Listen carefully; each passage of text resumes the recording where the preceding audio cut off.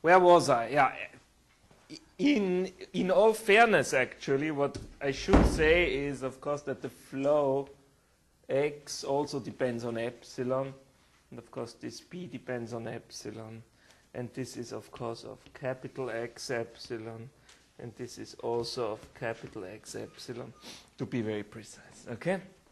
Okay, so, I mean, keep in mind that this is a really, I mean, to me, this theorem was very surprising because you have this flow, well, the Eulerian one.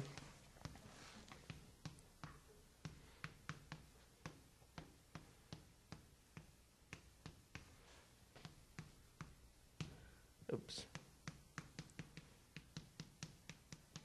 You have this Eulerian flow with an extremely bad velocity field, right? I mean, the velocity field could be undefined in certain points, yeah? So, I mean, none of the classical theory of ordinary differential equations fit. Well, if you think of the very classical theory, it's Lipschitz on the right-hand side. No. If you think of a somewhat less classical theory in terms of what Dipern and Lyons did, it would be W11 on the right-hand side. No. If you think of what Ambrosio did, you would need PV on the right-hand side. No. Okay, we don't know any of this, because we don't know about the nodes of the wave function, zeros of the wave function. Could be many, could be everywhere, could be, I don't know, bad. Still, the theorem tells you that with respect to this measure, almost everywhere, things are fine. And rho epsilon at time t can be computed as the push forward of the initial position density through the flow. Okay, but as I said, the Eulerian formulation is somewhat not satisfactory because behind it there is still the Schrodinger equation, the wave function, in order to define the velocity field. Right? In the Lagrangian formulation, in this one here, this is the Lagrangian formulation, I have more chance to get rid of the wave function at all. Okay? You see that basically I have closed the system. The only thing where rho appears is in this Bohm potential. Yeah? So sort of, it would be good to get rid of that too and to find, yeah. So in semi-classical limit, this Bohm potential should vanish. Well, I hope I get to this. The answer is not necessarily. That's the bad. You know, the good, the bad, and the ugly. Okay. Now let me define a quantity, a measure, which we call the Bohmian measure.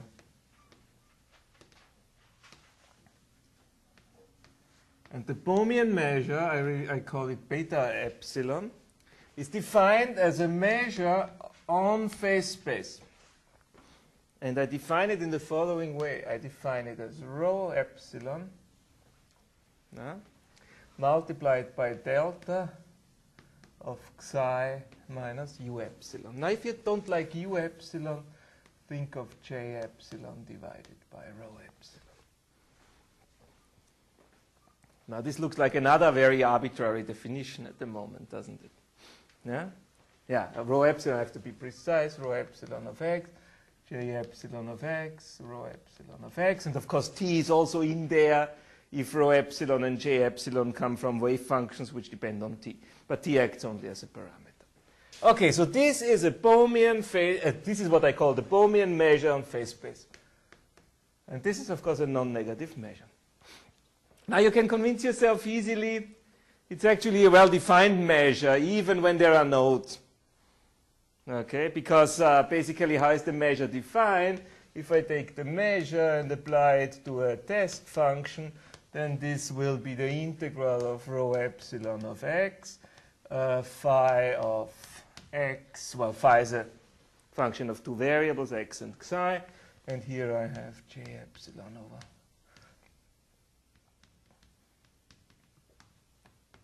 And whatever I have in nodes here gets sort of compensated by here.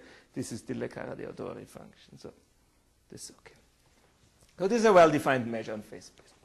Okay. Now I can give you now the Lagrangian version of the previous theorem. Okay. Now, the Lagrangian version concerns this flow here. Okay? Now keep in mind that so far from the Bernoulli theorem, we only have information on this flow as long as it starts on the Lagrangian manifold, which is defined by x, ui epsilon of x.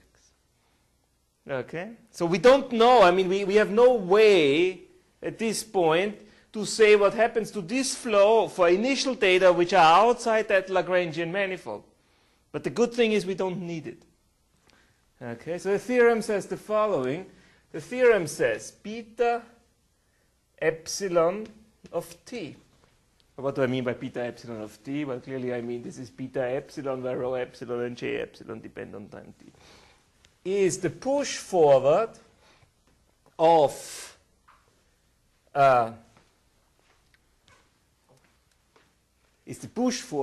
beta epsilon at time t equals 0 through which map? Well, through the Lagrangian phase space map, and the Lagrangian phase space map is x epsilon p epsilon.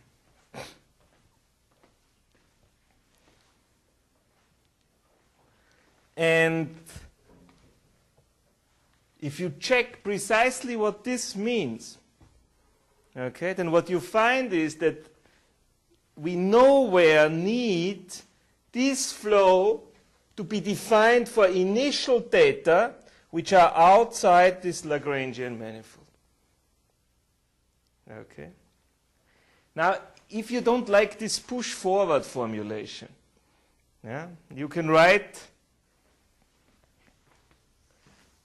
this in different terms. In particular, what we can write is a kinetic equation for beta epsilon x psi t. And the kinetic equation is the following.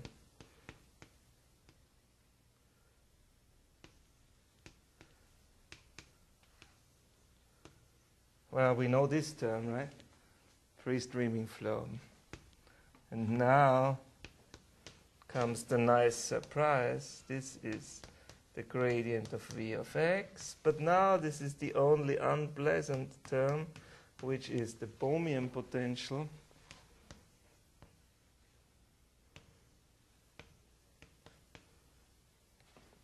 So you know this equation, right? This is the Vlasov equation. So big surprise. I mean, this weird measure satisfies a Vlasov equation, but the Vlasov equation certainly has to have a specific initial datum. So at x psi t equals 0, this has to be the initial Permian measure, which is equal to rho I epsilon delta of psi minus ui epsilon of x.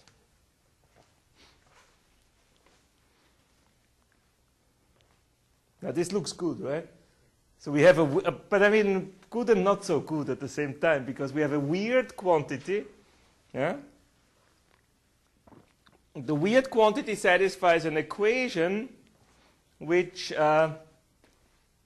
structurally looks very good. It's the Vlasov equation. Just carries this funny perturbation here. Well, but you see one thing. In this Permian potential term, the position density enters. How can you close the equation? You need to close it, right? But the position density, rho epsilon, is nothing but the 0th order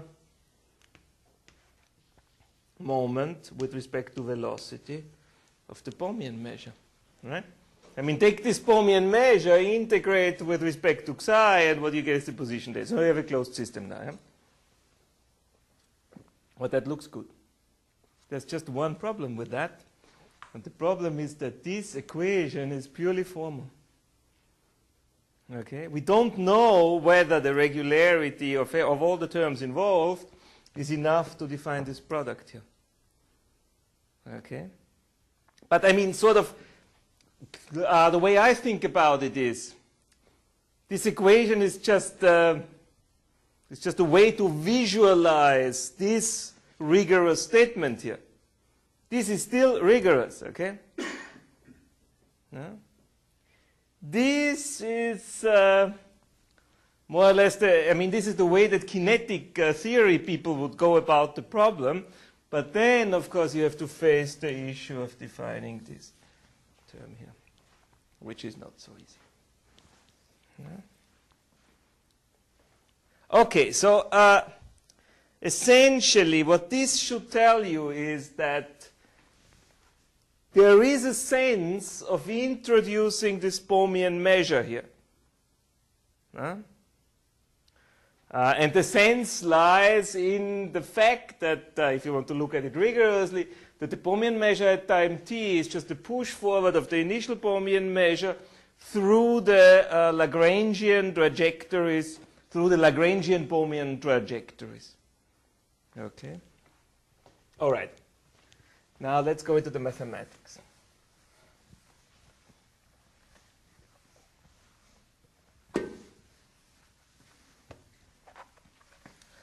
Let me study the Permian measure a bit. So first of all, what we notice is that the Permian measure is a monokinetic measure. What does that mean? That means that to every position x, there is only one velocity. And this one velocity is given by u epsilon of x. Okay.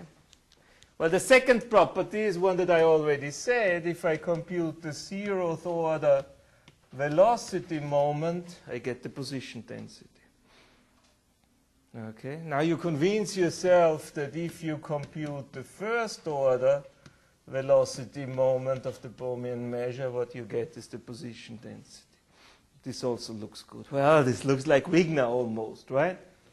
But now, of course, the next question arises. If I compute higher order moments, then the answer is they will be different from the correct quantum observables, which are computed through Wigner. Okay? But still, you might say, well, formally everything looks extremely good, because formally, keep in mind, this Bohm potential is an order epsilon square term, so I have an order epsilon square perturbation here. So if I drop this order epsilon square perturbation, I still get my Newtonian classical trajectories back.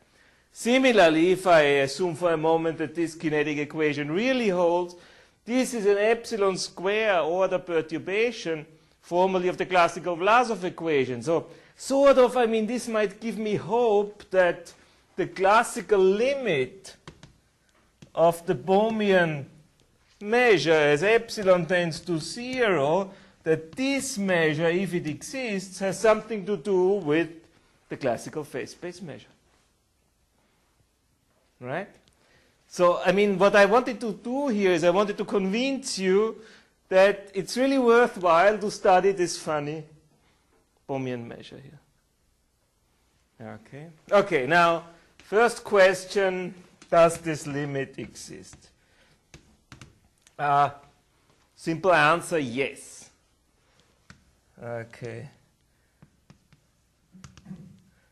You can easily convince yourself that this limit exists, at least after extracting subsequences in the weak star sense of positive, and of course will be a positive measure again. So this is in the space of positive measures on phase space. Yeah.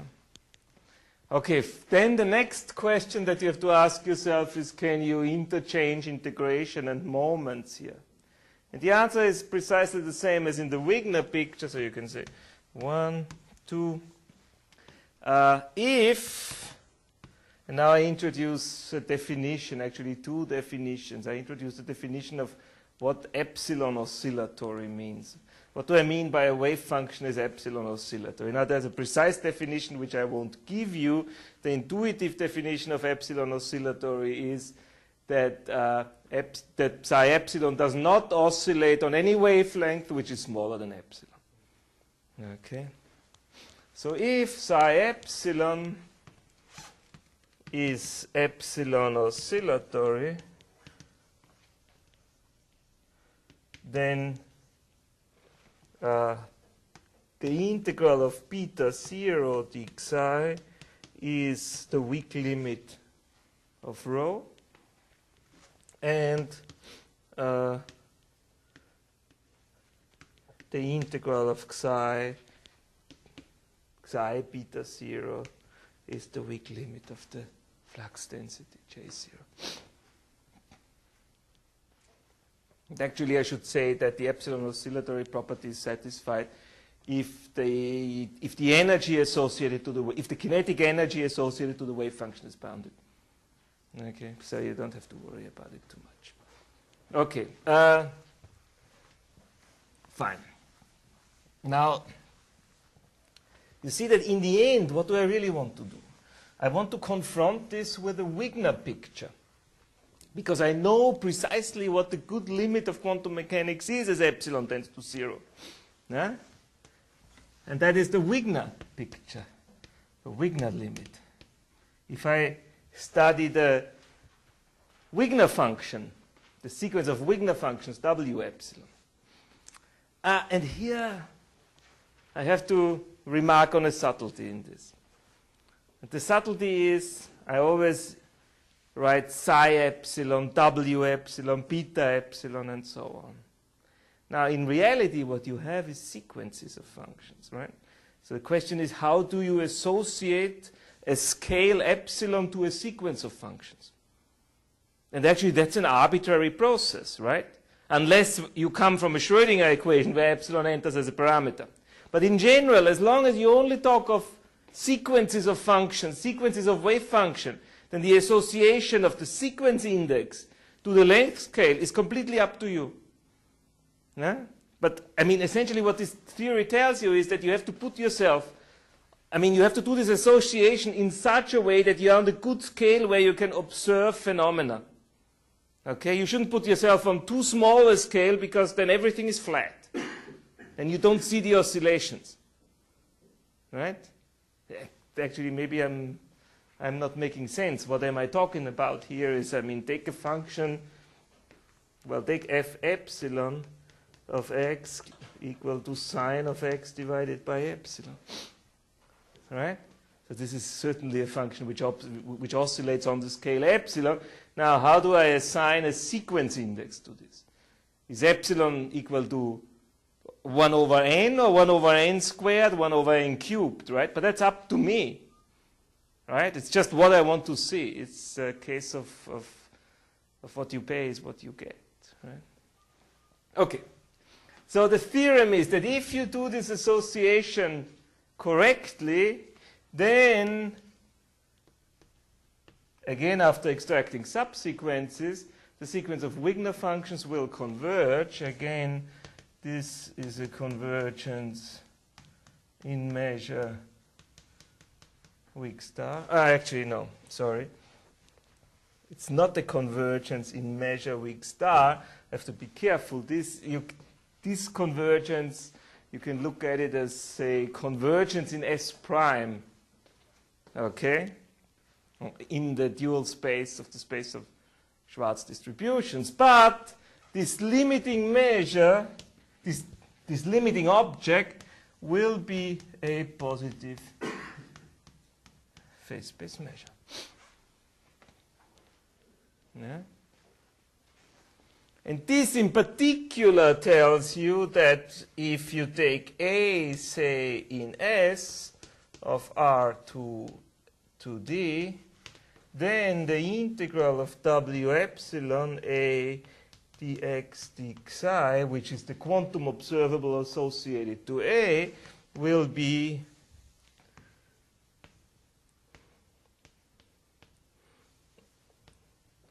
equal to this.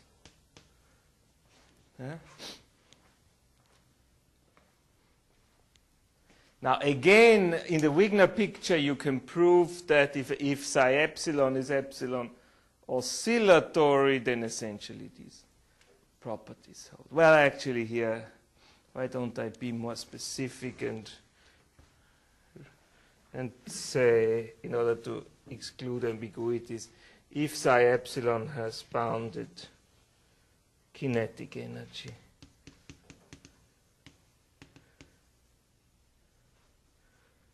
then, okay, the same holds for the Wigner picture. So in some sense, what I want to do now is I want to confront beta 0 and W 0.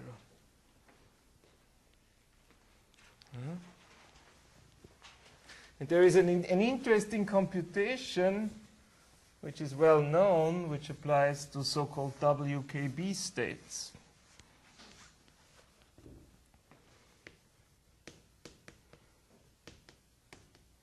What's a WKB state? The WKB state is a wave function psi epsilon of x, which is precisely of this form, a epsilon of x multiplied by the exponential of I s of x divided by epsilon.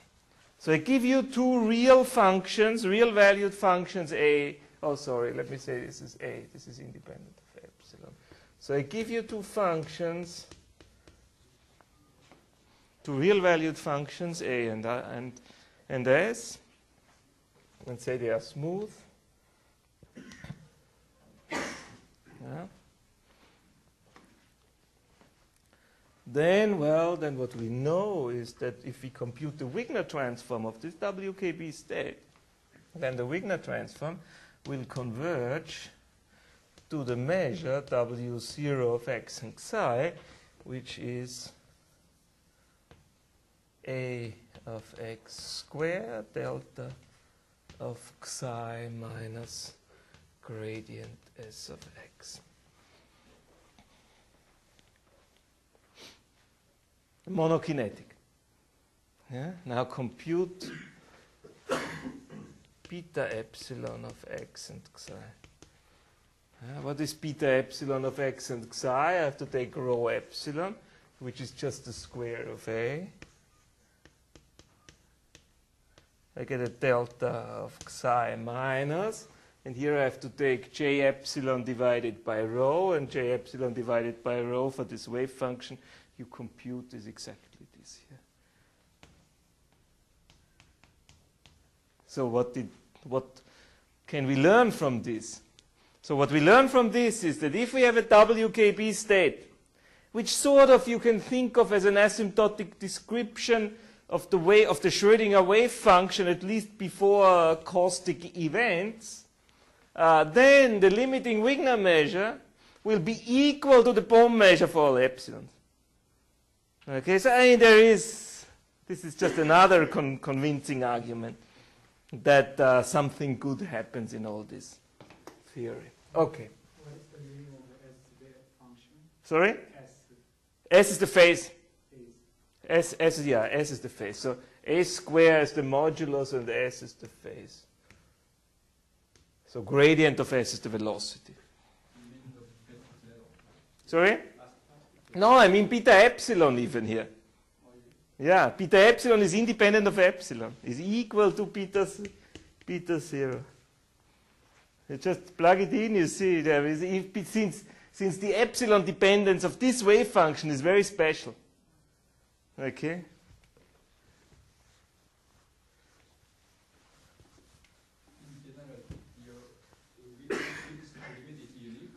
No.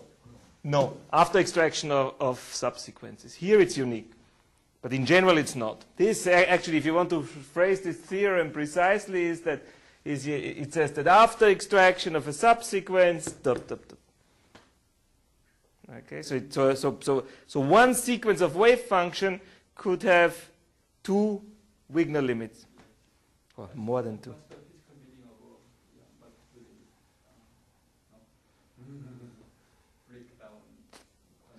Oh well, you see, it's all. I mean, subsequences correspond to scales, right? So it's what scales you observe phenomenon. That's, I would say, more or less the story behind it. Okay, let me just briefly tell you a few of the secrets of beta epsilon. Okay. Now, it turned out there is a very nice connection of Permian measures and Young measures. Now, I don't know whether you are familiar with the theory of Young measures. So let me just give you a very short run through Young measures. Okay, assume you are given a family of measurable functions f epsilon.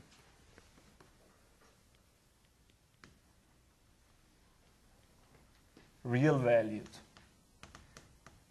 Okay, say they map Rd or Rk into R. Just measurable, okay? I assume no compactness here, nothing, yeah? Then, again after extraction of subsequences, there is a so-called parameterized measure that I can associate to f epsilon, and this is the so-called Young measure, and the idea of the Young measure is that it kind of describes you all the possible weak limits of functions of f epsilon. So you see that, I mean, the main idea is this, that if this is only a measurable sequence, yeah, and if I compute, say, sigma of x f epsilon of x, and if I assume that sigma is a test function, say in C0 infinity, so compact support in everything, right? Then this sequence of functions will have a weak limit. Okay, so that means if I integrate this with respect to x, this will be in the limit a well-defined quantity, and the idea of Young measures, so the Young measure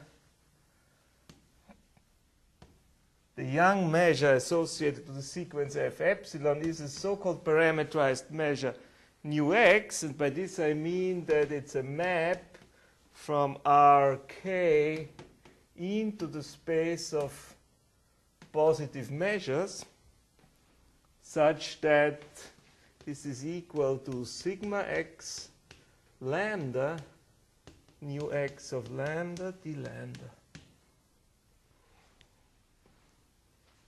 So essentially, you take your Young measure, yeah, and you parameterized in x, and you integrate the Young measure against sigma with respect to the second variable, and this is d lambda dx, of course. Yeah, and this gives you the correct weak limit. Sorry. Okay, nice, correct.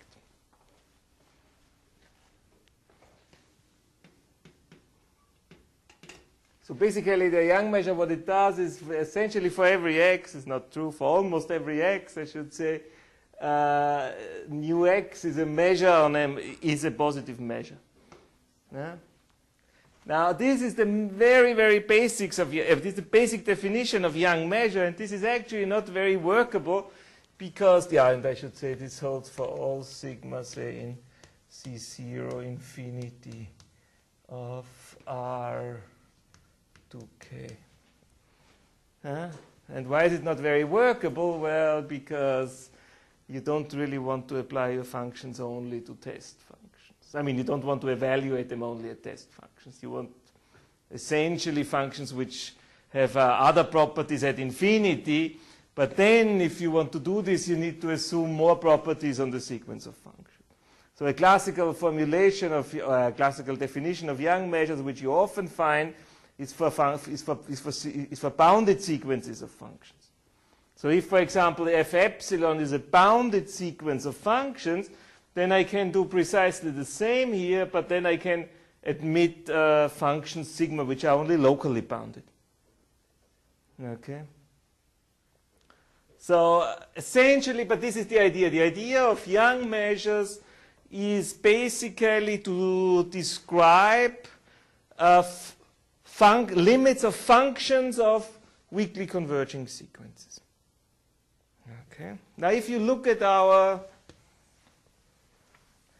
measure beta epsilon, and if you apply it to a test function phi, what you get is this, right?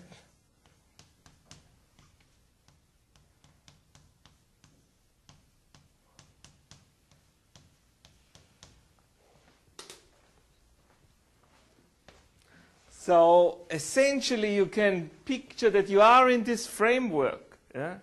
If you associate to f epsilon the vectorial sequence j epsilon rho epsilon.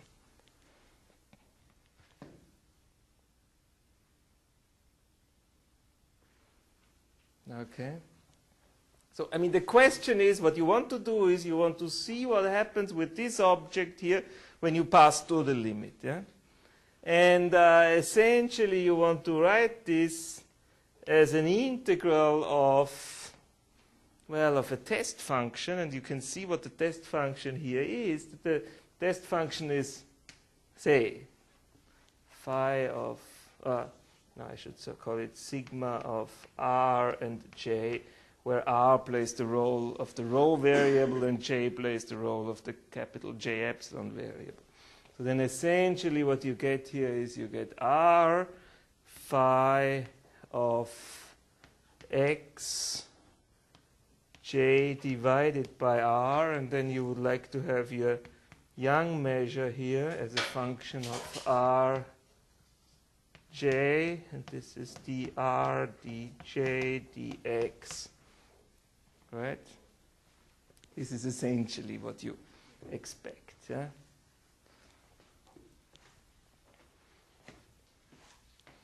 Okay, now of course you can replace the variable j divided by r by u, and you can recompute this right hand side. And then basically the theorem, what you get is the following.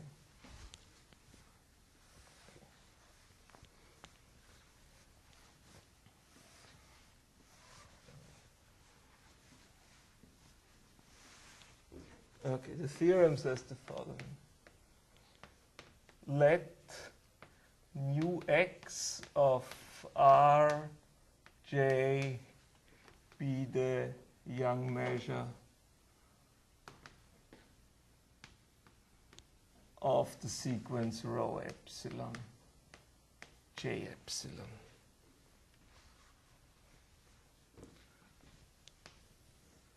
Then,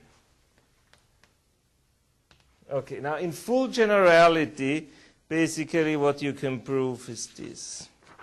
Then beta 0 of x and say psi is larger or equal than the integral from 0 to infinity r to the t plus 1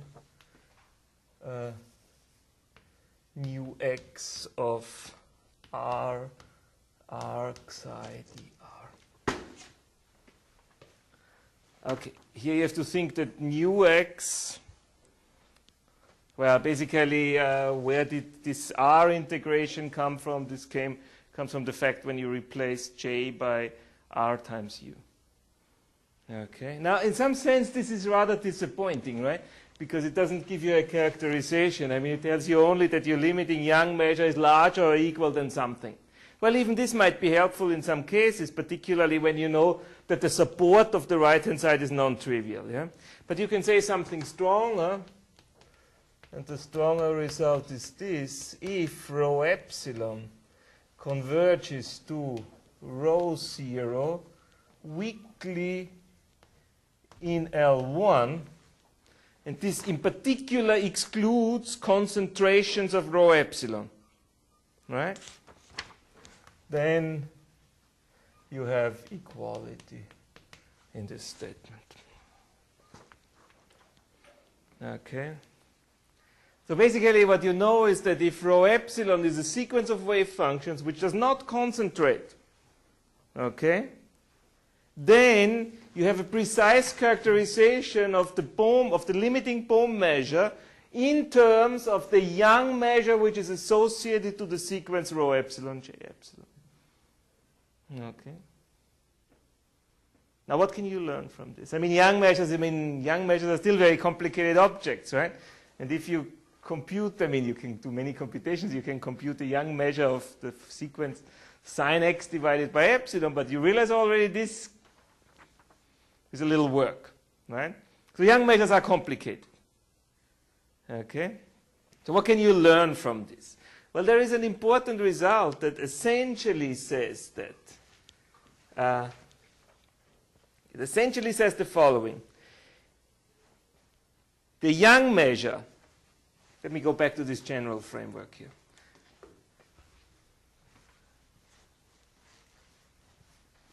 And the result essentially says the Young measure nu x of lambda is a probability measure, and in particular it's a delta. It's a delta measure at lambda minus, let me call it f0 of x, if and only if f epsilon converges to f0 in measure.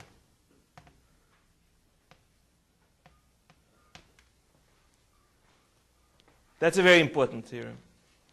It gives you a very precise characterization of in-measure convergence. Okay? Okay, if you don't know what in-measure, or if you don't want to deal with in-measure convergence, you can say that you can rephrase the result by saying that the Young measure is a delta measure centered at, say, f0 of x if f epsilon converges to f0 pointwise almost everywhere. Okay? But I mean, both directions can be useful. So essentially what you can retract from here, from there to the to the Bohm measure theory is that in particular if, okay, now I have to phrase this precisely,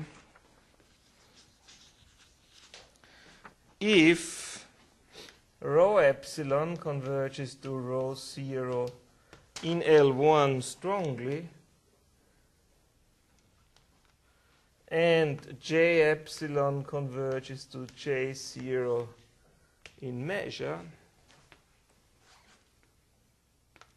then the limiting Bohm measure will be monokinetic, and it will be of the form rho of x delta of psi minus J0 of x divided by rho 0 of x.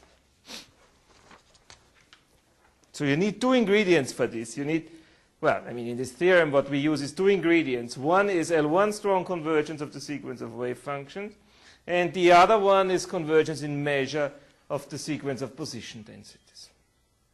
Now, two comments are in order. First of all, as I pointed out, this is precisely the limiting Wigner measure of a WKB state. Okay? What we know is that before, well, maybe I should get into the caustic state a bit later. But let me say this. Well, the second comment that is in order here is, can you do the reverse direction? And the answer is no.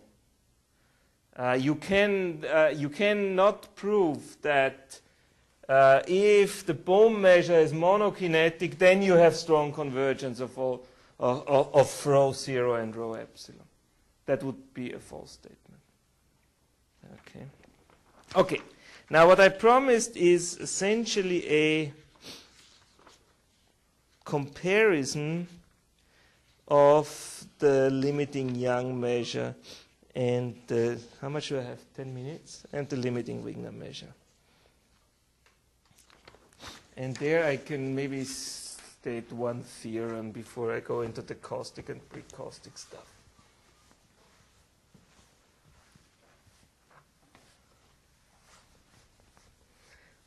Yeah, I mean, if you want to think in terms of kinetic theory, how can this be useful? Well, think of the kinetic equation that I wrote for the for the Permian measure. And sort of what you really want to do is, first of all, you want to prove that the kinetic equation makes sense. Well, I proved to you that it makes sense in this weak measure theoretic formulation. But eventually you want to pass to the limit. You want to drop this, I mean, you want to see what the limit of this Bohm term does to the equation. And for this, I think that these characterizations can be highly useful. Still, they are not sufficient. Yeah? We are not there yet to characterize the limit completely. But still.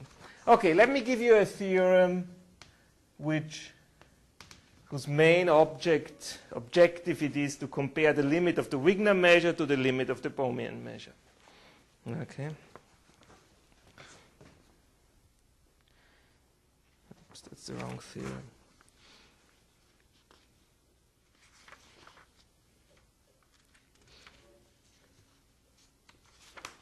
Okay, here comes the theorem.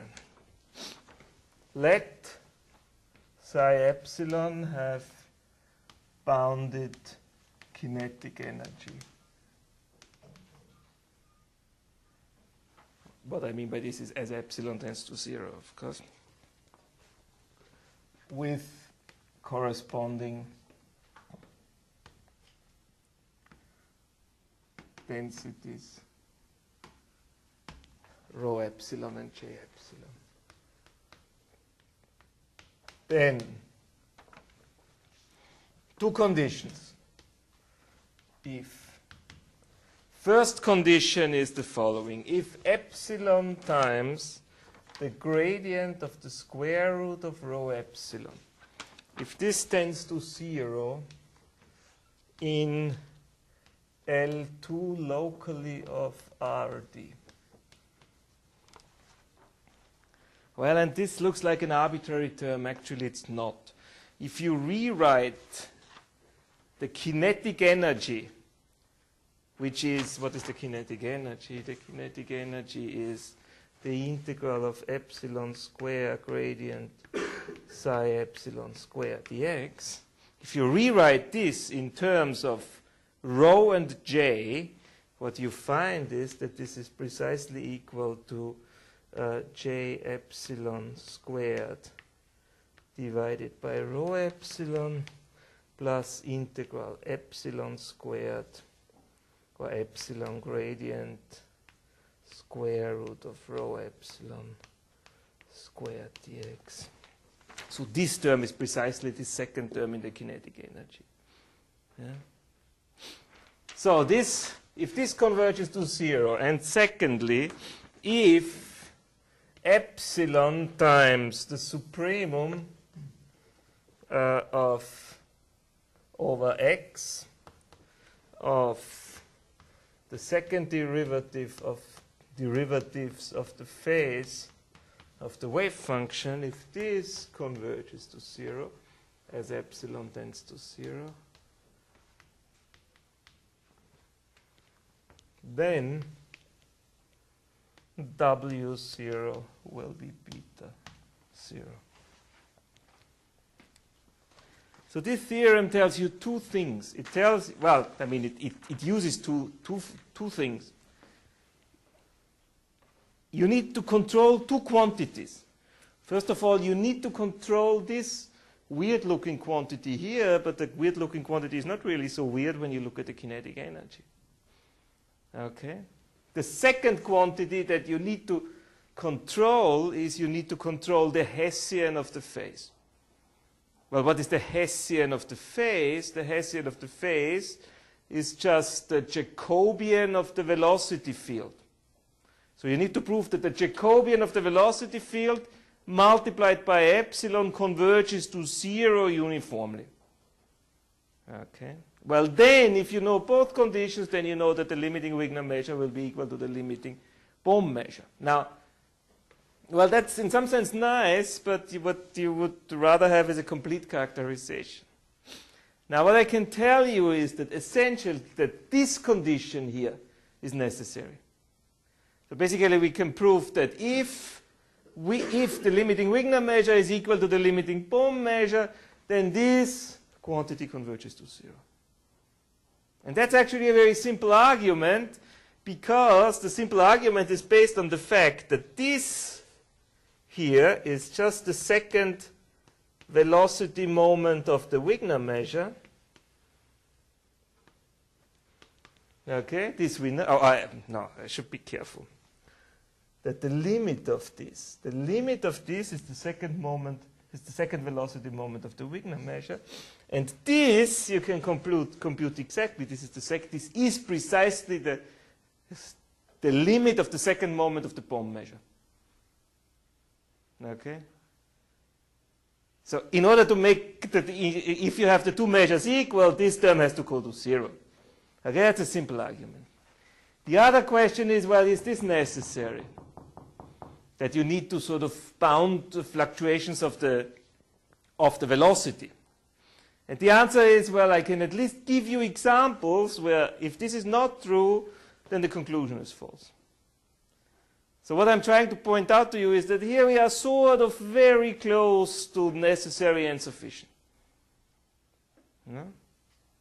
Okay, the last thing I want to say is the caustic business.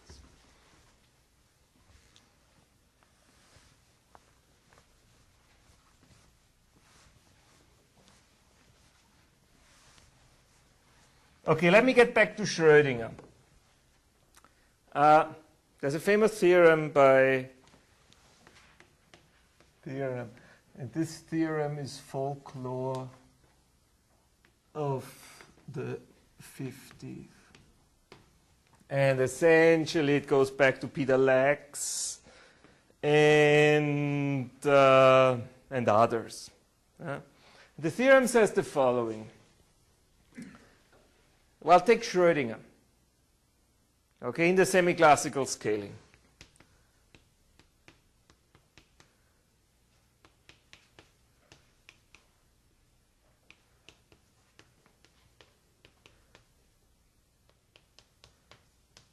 Okay, let me assume that V is smooth.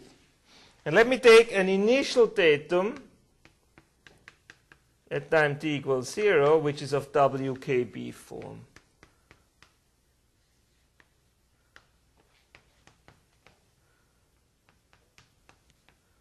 Where A of x, which goes with whose square is the initial position density, and S of x, which is the initial phase, are both real valued and independent of epsilon. Okay? Then the theorem says that locally in time, I have the following approximation, psi epsilon minus the following function, a of xt. I know one shouldn't write arguments in norms. I do it nevertheless. You will forgive me for this, I think.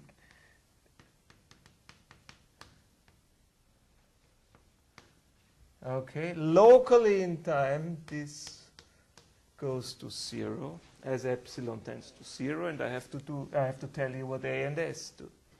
Where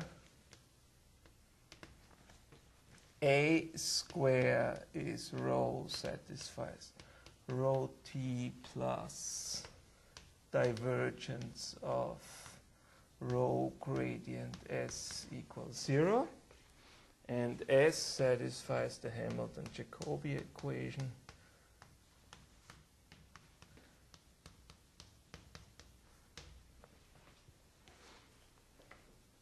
Okay, that's a theorem. Now, to be more precise, what do I mean by locally in time? You can tell exactly what locally in time means here. Locally in time means at least up to the point where the solution of, up to points where the solution of the Hamilton-Jacobi equation it develops singularities.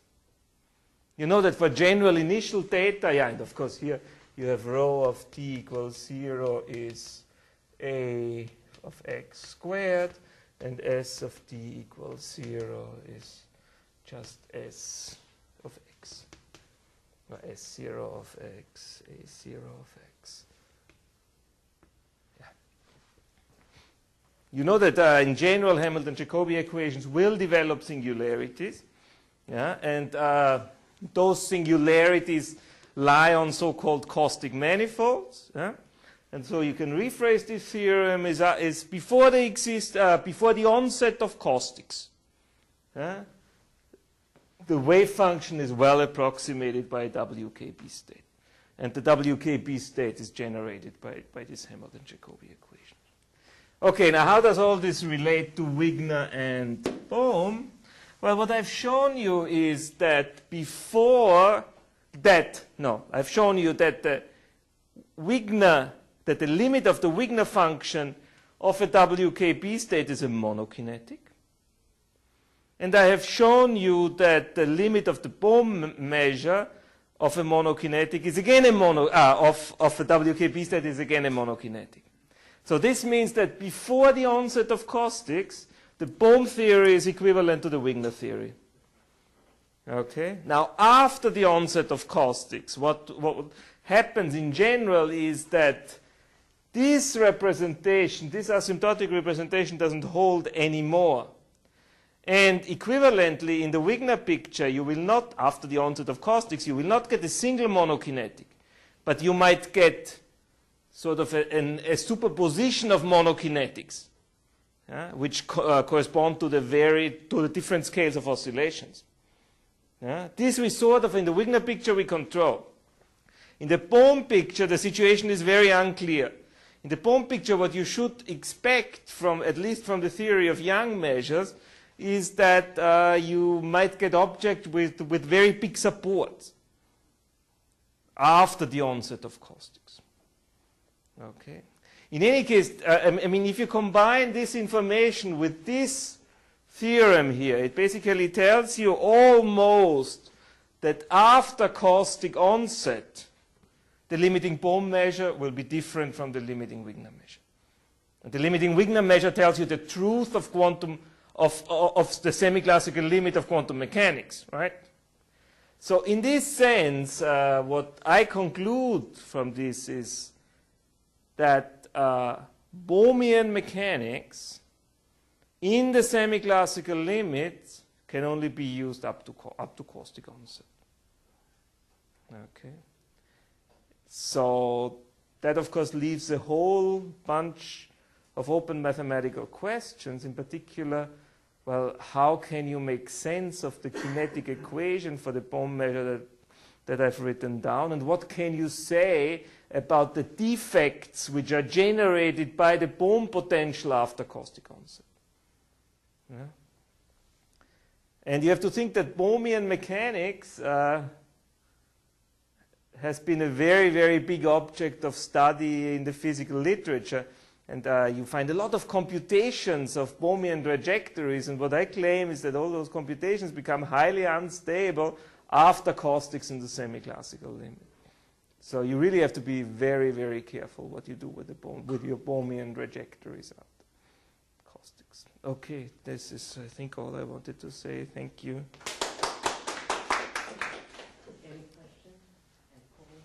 So then why do they really want to see the Bohmian trajectory? Well, you see, it's very intriguing to write the formulation of quantum mechanics, which is completely independent of the Schrodinger equation. Right? So, I mean, physicists were philosophically intrigued by this fact. They were philosophically intrigued by this formulation. And if you look into the literature, you really find a lot of I would say, very sort of philosophical treatise on Bohmian mechanics. It has become, to some extent, an almost religious argument. Yeah? You believe in it or you don't. I think mathematically the picture to me is pretty clear. You have, I mean, Bernoulli's theorem is really very nice, and you have to say that Bernoulli and those people who proved the theorem, they're really defenders of Bohmian mechanics. So basically, they were the first to make mathematical sense of Bohmian trajectories, which I think is a very good achievement. But then again, what you do with it in the semi-classical limit, I think this tells you that you have to be extremely careful after caustic onset. And after caustic onset, the Wigner picture is still the correct one. That's it. And the Bohm picture will I think I can say that, be the wrong one. But the main reason is people were so intrigued by the fact that the classical mechanics can be written almost No, sorry, quantum mechanics can be written almost as classical mechanics. That they sort of maybe went a bit overboard, philosophically speaking. And then you see computations, if you really think of numerical computations, Permian mechanics can be pretty demanding because it's basically ray tracing and sampling. So what you do is stepwise ray tracing, sampling, ray tracing, sampling. But we know that rays have rays corresponding to Schrodinger equations have a very dispersive nature. So basically you might have huge regions in space-time where you don't have any rays and you have to sample there. So there's a big interpolation problem. Yeah? I mean, as long as your rays are very dense, sampling is easy. But I mean, as time goes on, they will disperse. So even numerically, it's not a clear-cut picture. Well, no, I would say to me, it's a very clear-cut picture. You should solve the Schrodinger equation and find good techniques, good numerical techniques for the Schrodinger equation, and not go into the ray tracing stuff. Unless you have some very particular reason why you need those trajectories.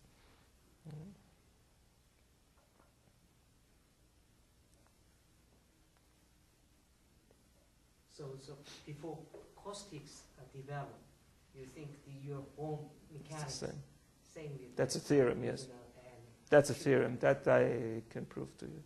Before caustic onset, that means where everything is smooth. Permian mechanics, and it's okay. And it's actually when you think of the kinetic equation, it's still not a complete triviality, because well, the perturbation is this. Well,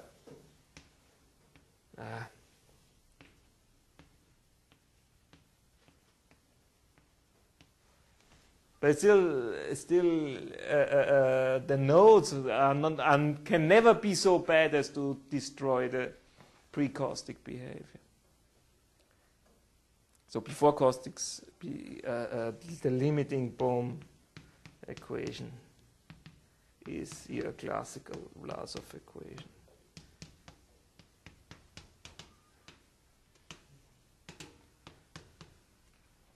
Before caustics.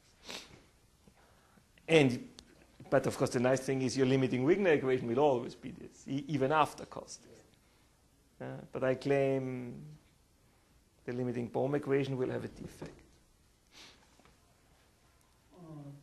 It is well known that after transformation, Schrodinger equation can be transformed into diffusion equation. Around, and I think everybody has its favorite one. This is not one of my favorite ones, but I think you have to distinguish which case you look at. If you look at semi-classical limits, if you look at high-dimensional Schrodinger equations, and I think Monte Carlo methods have their justification in high-dimensional situations.